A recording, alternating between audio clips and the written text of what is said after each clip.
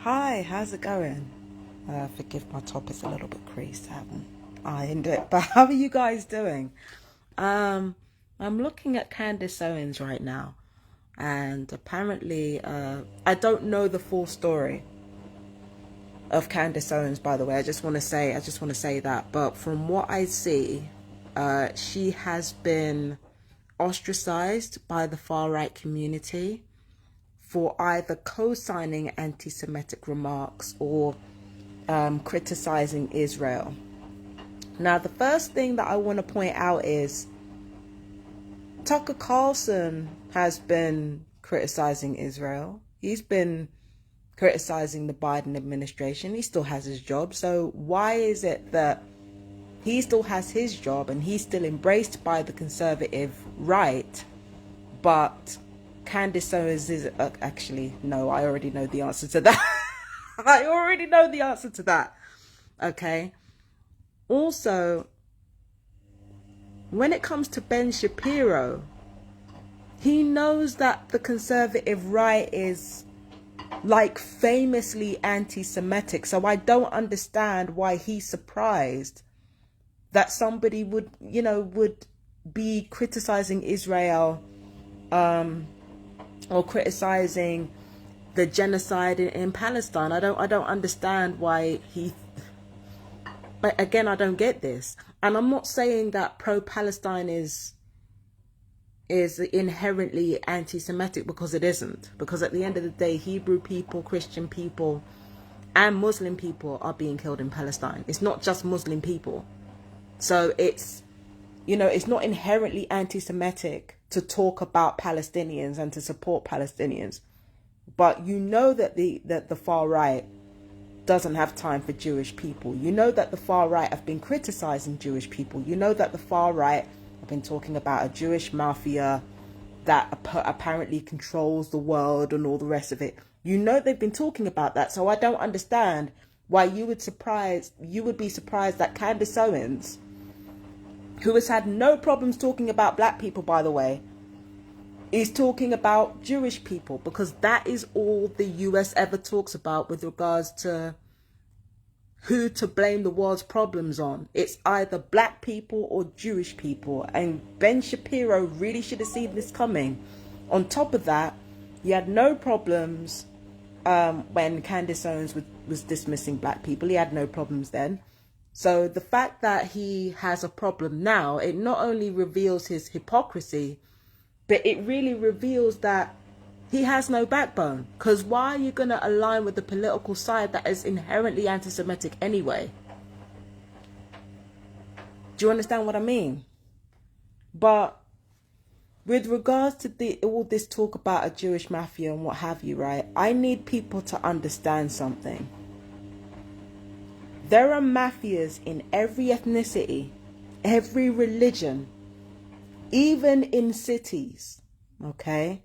There are mafias of political parties, political leanings. There are mafias everywhere. The only difference between them all is that some have a name and some don't. Okay? There are some that have a name and some that do not have a name. But every single ethnicity, every single religion, every single, again, even towns have a mafia. Do you understand what I mean? US states have a mafia. I bet you any money there are some places in the UK that have a mafia. London has a mafia. So every single ethnicity, religion, they all have a mafia. And the Jewish mafia, the Ashkenazi Jewish mafia, is no different. Literally every single ethnicity, religion, all that kind of stuff has a mafia. But this is the problem that I'm having. Whilst we're exposing Jewish people who happen to be evil and black people who happen to be evil, why are we not actually talking about mafias within the white community or of white ethnicities, apart from Irish and Italians? And even they're not talked about as much. Why are we not bringing up Christian mafias? Because they exist. Why are we not bringing up white Anglo-Saxon mafias? They exist. Why are we not bringing up? There could even be an Episcopalian mafia. We don't know because we haven't researched it. Predictably, the route always comes back to black people and Jewish people who are blamed for ruining everything. It's just the same old story over and over again, and we keep falling for it. Why is nobody talking about it? Even Muslim people that are trafficking people are not talked about that much in comparison to Jewish people and black people. Even Muslim people who are trafficking people, they're only talked about among the far right. They're not talked about on the left. Not that much. There's all kinds of mafia everywhere. So what? And Chinese, don't even get me started on the triad, baby. Don't get me started. Baby, like I said, every ethnicity, every religion, towns, countries, states, they all have a mafia. 9 times out of 10 they have a mafia. Why is it that the most obvious ones are being highlighted? It's happening for a reason. Black folk are the oldest race on the planet. They're the oldest races on the planet, the oldest ethnicities on the planet. And it's the same with Jewish folk. Out of all the Abrahamic religions, the Jewish people are the oldest. There's something going on here that is systemic. That's why it always comes back to black folk and Jewish folk, La Boule and the so-called Jewish mafia. It always comes back to that. Because those two are the oldest groups of people on the planet, arguably. Like I said, the Jewish religion is the oldest Abrahamic faith. And black folk are the oldest people on the planet, period. There is a reason why those groups are highlighted. And all of us in the so-called truther movement, we're playing the same game of meeting our enemies from the bottom up. Because a lot of us know it's white supremacy. But picking apart black folk who happen to be evil and Jewish folk who happen to be evil, it's easier for us to do. So that's what we do. That's our port of call. That's what we do. Now, I think I've already explained, and I certainly explained in my Facebook status, that the only way of getting rid of predators is to get rid of the predators in our own community, is to handle the predators in our own communities. That is the only way we're going to get rid of predators. It has to be within our own communities. It cannot be. We cannot look at other people's races. We cannot look at other people's ethnicities. We cannot look at other people's religions and go over there. We have to come in-house. As a black woman, as a queer woman, as somebody who's spiritual, somebody who's a witch even, when it comes to predators, I've got to handle my shit in-house. Do you understand what I'm saying? I've got to handle my shit right here. If you are a white Christian male, you've got to handle the predators in your white Christian male demographic. You've got to go where predators are in your community. That is the solution to the problems that we're all facing. We all have to look inward, but we don't. We're always busy, collectively trying to get rid of this quote unquote easier enemies first before we work our way up to the bigger enemies. But the problem is, it just buys the bigger enemies more time. So what ends up happening is that evil people who happen to get to the top in marginalized communities, they're gotten rid of, right? But then they are replaced by something even more evil. They're replaced with more overt white supremacy. They're replaced with more overt patriarchy. They're replaced with more overt child abuse, which is what we were trying to avoid. And all because we want to feel powerful rather than be powerful. We know how this works by now. Human beings don't have a short memory. I used to think human beings had a short memory, but we don't. We know exactly what we're doing. We know exactly what we're doing. We're just, playing with this learned helplessness bullshit. That's what we're doing. We're doing this learned helplessness. We're weaponizing incompetence, not only against each other, but against ourselves. Because we know what to do and we're not doing it. Because we would rather feel powerful than be powerful. We would rather feel like we're doing the right thing instead of actually doing the right thing. And unfortunately, what it results in is those who have been given more privilege, either, i.e. those who are most disagreeable, they continue to have their power because people will not look inwards and handle their predators in their own communities. They're trying to play this game of being a pet or being cattle rather than focusing on looking inward. That is the problem. That's always been the problem. And we know that's a problem. A lot of people, though, let's be real. A lot of you human beings, you know what the answer is. Everything that I'm telling you, you already knew. You already fucking knew. You just don't care. You just don't care. You want to go out, go to work, come home, eat shit, sleep, repeat the next day. That's all you want to do. All you want to do is pay your bills and not worry about it, even though the world's problems are right in front of you.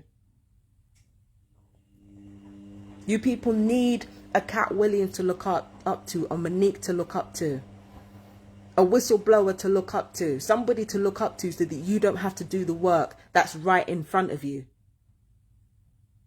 You're always looking for somebody to look up to because you want to feel powerful rather than actually be it. Us human beings, we have so much power than we think to be able to change the world around us for the better, but we refuse to do it. We just refuse. We absolutely refuse. Why do you think I keep getting on camera and talking about my own psychological malaise and how I've gotten over it? Because that's how it starts. That's how it starts. It starts with understanding your own narcissistic tendencies. It starts with realizing your own destructive tendencies, how that affects the world, and how to heal and how to remedy those things. And then once I heal and remedy those things, I talk about my family, I talk about my community, I talk about my schooling, I start inwards and go outwards when I'm talking about abusive behavior or predatory behavior. And when I try to help other people on that same journey, I'm not just doing it for revenge, even though that isn't far from the back of my mind. But revenge isn't the only thing on my mind. What's actually on my mind is, this world is not doing as badly as it could be, but it's not doing as well as it could be either. And I feel like my contribution to that is to look inwards, purify what's inwards, and then go from the inside out. That's how I deal with things. That's how we're all supposed to be dealing with it. But again, because this conversation is oversaturated now, what it means is that this is where the work starts.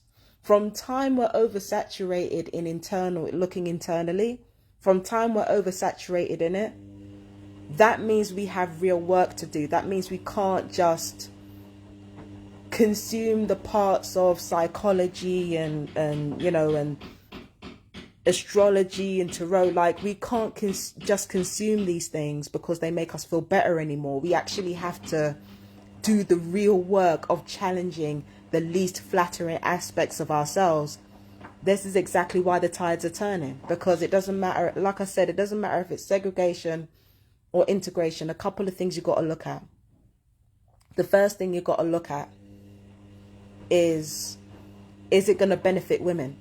That's the first thing you have to look at. That's the first thing. The second thing is does this new situation that you find yourself in have to cause you to look inwards for flaws in your character? If it benefits women and it causes privileged people to have to actually do the work, that's when the trend starts to change. That's when the energy starts to shift. If privileged people have to look inwards and it starts to benefit the marginalized, that's when we go through a reset. And us looking at that person over there and that person over there and that person over there and not looking inward That's exactly what's causing these cycles to happen over and over and over again. If we want those cycles to stop, we know what we've got to do.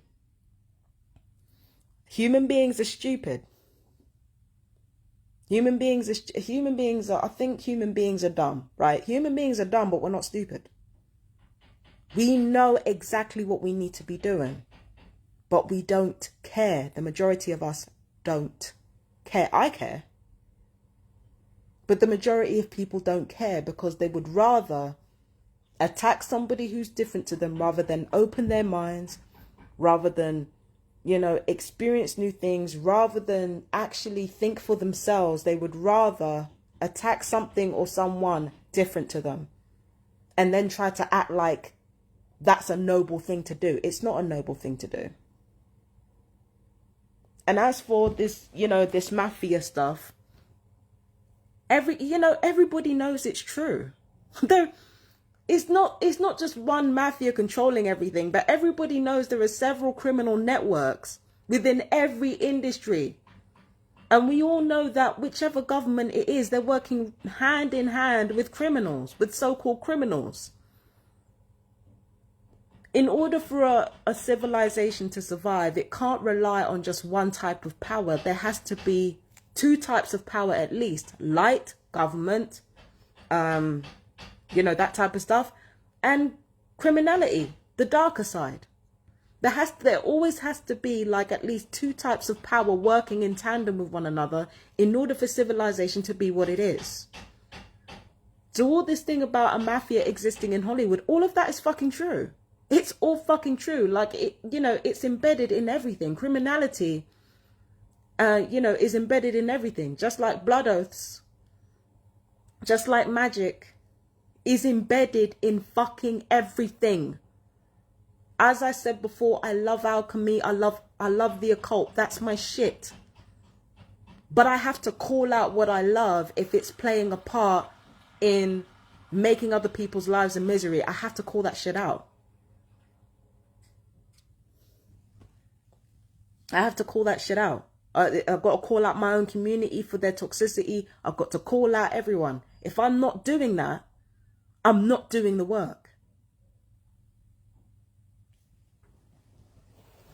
And too many people are too fucking comfortable, and I call out the left as well. I call out the left on their bullshit too, because it's important for me to do that. Because I think some people on the left are extremely arrogant, extremely skeptical, and think that their skepticism is a personality. That needs to change. Because they're not doing anyone any favors. But again, all the destruction of predatory aspects of ourselves, it happens in-house first. But a lot of people are not prepared to do the work. And that is why, even though human beings know better by now, we understand better by now, we're not going to do better. The fight to remain privileged over the fight to be truly powerful, privilege will always win. Privilege will always win. Like I said, human beings are capable of love. We're capable of wonderful things. But the truth of the matter is that we just don't want to do it. We just don't care. Human beings just don't care. Not as much as we say we do. If we did care, then it wouldn't just be a handful of people doing what they're supposed to be doing. It wouldn't just be a handful of people protecting children or stopping trafficking. It wouldn't be a handful of people talking about gang stalking. It wouldn't be a handful of people blowing whistles on major companies and getting killed. It wouldn't be a handful of people speaking out in Hollywood and having everybody frame them as crazy. It wouldn't be just a handful of people while the rest of you sit on the sidelines. It's the pretending that you care when you don't. That's what gets me. You don't care about humanity's destruction. You want to go out, come home, pay your bills, and that's it.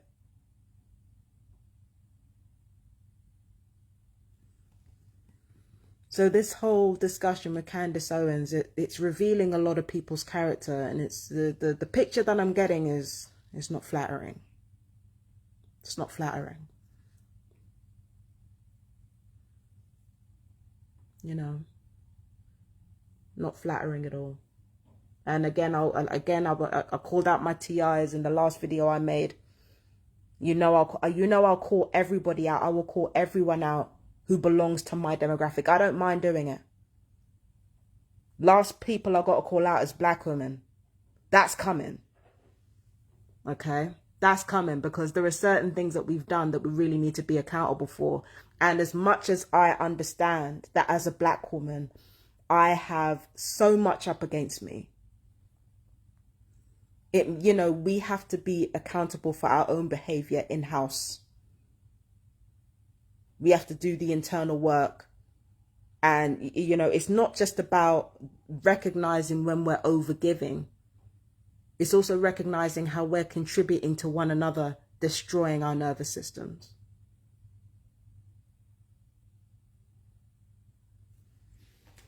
So, yeah. I feel like that includes Candace Owens, because Candace Owens is a black woman. And, you know, not all black women who engage in toxic behavior against other black women are necessarily far right. That needs to be spoken about. Not all black people who, you know, who hurt black people are going to be gun runners or gangbangers. In fact, most of us aren't. Most of us are family members or so-called friends. We got to call that out. Do you understand what I mean? There's so many things that we have to do, like, in order to eradicate the toxicity in our communities. But unfortunately, the more privileged you are, is the less pressure there is on you to actually learn and look inwards. So the catch-22 of everything that I just said is that it actually revolves around the privileged people doing most of the work. And we all know they're not going to do that. So it's difficult. It's difficult. But yeah, that needed to be said, because I'm watching a lot of, you know, it seems like people can't tell the difference between being bigoted and telling the truth. And it's just, you know, or conversely, they're using the truth to be bigoted. And it's just moving us further and further away from the solutions in life that we need to pay attention to.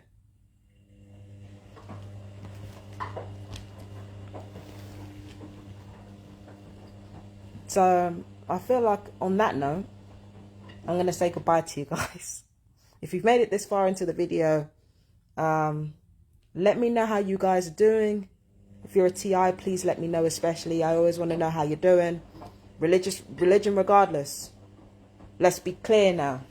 I might criticize you guys, but I love you guys still. I don't say that out of hatred. I say it out of love. Even though I can be really, really harsh sometimes. So let me know how you guys are doing. I will see you in another video. I love you guys. Peace and blessings. Bye-bye.